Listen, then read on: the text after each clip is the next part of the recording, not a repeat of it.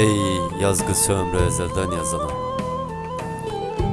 varsa eğer yokluğu tefsir edecek bir yürek, sığdır adının baş harflerini satırları.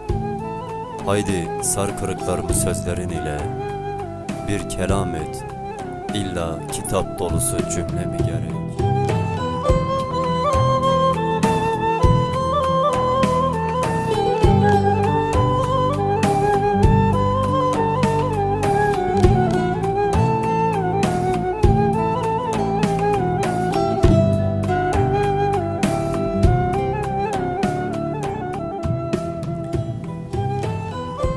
Ey dost, ömre ecir diye sunulan sancı, sükût aram olmuş halin ile geziniyorsun hanemde. Yerle yeksan ediyorsun ardı sıra canı. Haydi kör kuyularda kaybettim benliğimi, bir nida et, illa feryadu figan mı gerek?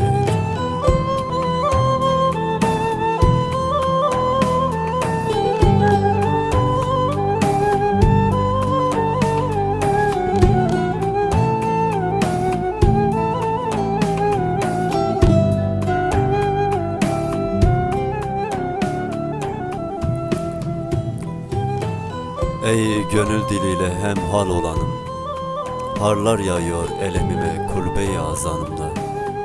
Ama olacak gözler bir can havliyle doğada. Haydi kanlı gözlerimin mealini oku, bir amin de illa tene kefen mi gerek?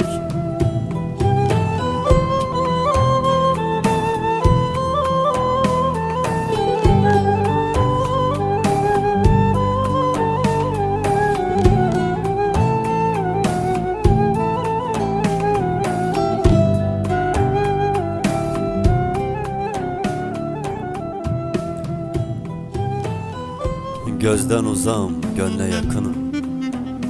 Cemre edasıyla düştün içime, gezin şimdi göz bebeklerimde. Rükû ile secde arası kaldı huzur gönülde. Haydi secdelere gömüldüm gör beni. Bir seda et, illa kabre girmek mi gerek? Ey dost, yüreğimde mühürlü adı. Dillendirmedin bir kez olsun firkatı. Lal olan ömre son demi okunmadan ezanı.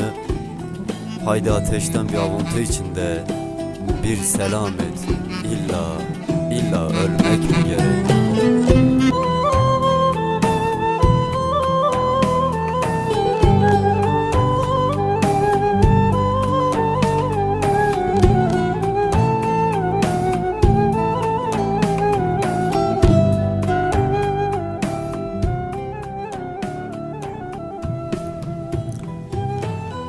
Ey her doğan güneşe eteğinde uyutan can, uykuya hasret gözlere bir katre-i nur, avuçlara şerha şerha inen rahmetle, bilmeliyim vah yüzüne çizgi çizgi inen yalnızlığı.